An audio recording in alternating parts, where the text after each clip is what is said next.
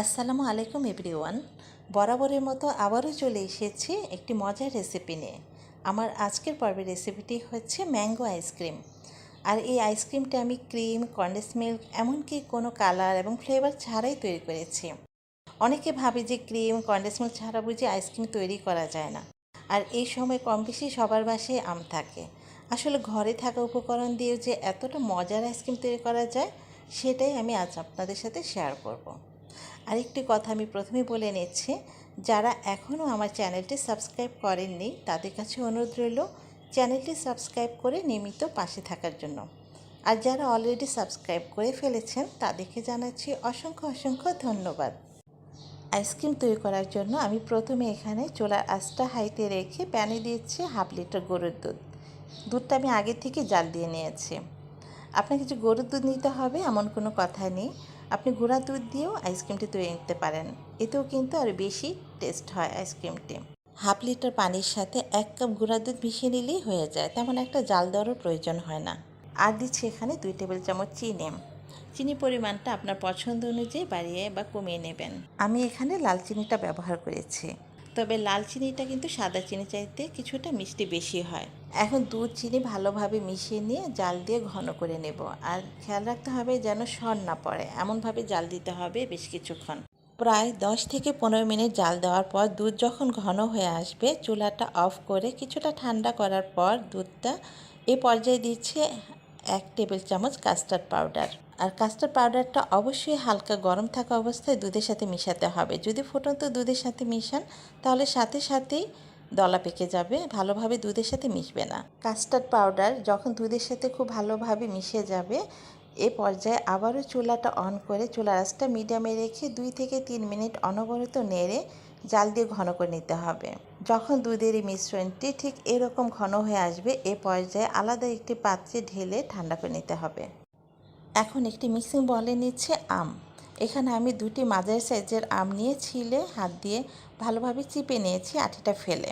আর ice cream তৈরি করার জন্য অবশ্যই ফ্রেশ দেখে পাকা এবং মিষ্টি আম সিলেক্ট করতে হবে।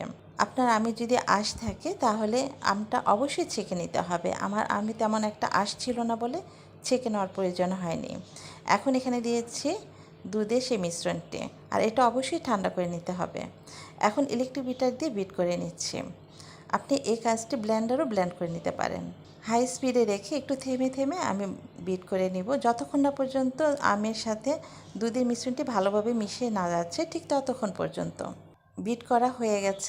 এখন আমি আইসক্রিমের একটি বক্স নিয়েছি। এটি আমার বাসা আগেই ছিল, ম্যাঙ্গো আইসক্রিমের বক্স ছিল, সেটাতে আমি ঢেলে নিচ্ছি। সবটুকু মিশ্রণ ঢেলে নিয়ে এখন ঢাকনা দিয়ে ঢেকে আইসক্রিমটি কিছুটা জমে যাওয়ার জন্য ডিপ ফ্রিজে রেখে দেব 1 থেকে 2 ঘন্টা। ফিরে এসেছি 2 ঘন্টা পর।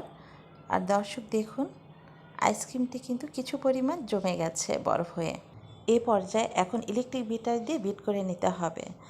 আপনি এখানে ব্লেন্ডারও ব্লেন্ড করতে পারেন, তবে ইলেকট্রিক বিটার দিয়ে বিট করে নেওয়ার ফলে যতটা ফ্লাপি হবে, ব্লেন্ড করার ফলে কিন্তু ততটা ফ্লাপি হবে না।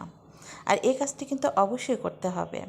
বরফ থাকা অবস্থায় ইলেকট্রিক বিটার দিয়ে বিট করে নেওয়ার ফলে কিন্তু দেখবেন যে অনেকটা ফ্লাপি হবে এবং আইসক্রিমের ভলিউমটা বেড়ে দ্বিগুণ পরিমাণ হয়ে যাবে। আমি হাই স্পিডে রেখে একটু থেমে থেমে 7 থেকে 8 মিনিট পর্যন্ত বিট করে নিয়েছি। দেখুন কতটা ফ্লাপি হয়ে গেছে আগের তুলনায় এবং ডাবল হয়ে গেছে পরিমাণটা। এখন আমি সে আগের বক্সের মধ্যেই ঢেলে নিচ্ছি মিশ্রণটি। সবটুকুই মিশ্রণ ঢেলে ঢাকনা দিয়ে ঢেকে আবারও রেখে দেব ডিপ ফ্রিজে 7 থেকে 8 ঘন্টা। এতে করে আইসক্রিমটি খুব ভালোভাবে জমে যাবে। চলে এসেছি 8 ঘন্টা পর আইসক্রিমটি নিয়ে। আর দেখুন কি সুন্দর এই সময়টাতেই জমে গেছে আইসক্রিমটি। আমি এখানে 1/2 লিটার আইসক্রিম তৈরি করেছি। আপনি যদি এর চাইতে বেশি পরিমাণ আইসক্রিম তৈরি করেন তাহলে সময় কিছুটা বেশি লাগতে পারে। ফ্রিজ থেকে নামানোর 5 থেকে 10 মিনিট পর এখন একটি চামচ দিয়ে তুলে আইসক্রিমটি পরিবেশন করব। ক্রিম, কনডেন্স মিল্ক এমনকি কালার ফ্লেভার ছাড়াই দেখুন কি সুন্দর আইসক্রিম তৈরি হয়ে গেছে। আর আমি যেহেতু এখানে ক্রিম, কনডেন্স মিল্ক ব্যবহার করিনি, কিছুটা বরফ ফিল করতে হবে এখানে। আপনি যদি একান্তই ক্রিম ছাড়া না খেতে পারেন তাহলে এখানে আপনি ক্রিম এবং কালার, কনডেন্স মিল্ক ব্যবহার করে ঠিক একইভাবে তৈরি করতে পারেন। আর এখানে কাস্টার্ড পাউডার দেওয়ার ফলে কালারটা এবং ফ্লেভারটা খুব সুন্দর এসেছে। ফ্লেভারটা একটা মিষ্টি মিষ্টি ফ্লেভার এসেছে আর কালারটা দেখুন কি সুন্দর এসেছে। আর আইসক্রিমে কিছুটা বরফ থাকলেও খেতে কিন্তু অসাধারণ হয়েছে। এখন পেস্তা বাদাম দিয়ে গার্নিশ করে পরিবেশন করব ঠান্ডা ঠান্ডা। রেসিপিটি ভালো লাগলে একটি লাইক দিবেন এবং শেয়ার করে দিবেন। আমার পরবর্তী রেসিপি দেখার আমন্ত্রণ জানিয়ে আজকের মতো এখানেই বিদায় নিচ্ছি। সবাই ভালো থাকবেন, সুস্থ থাকবেন। আল্লাহ হাফেজ।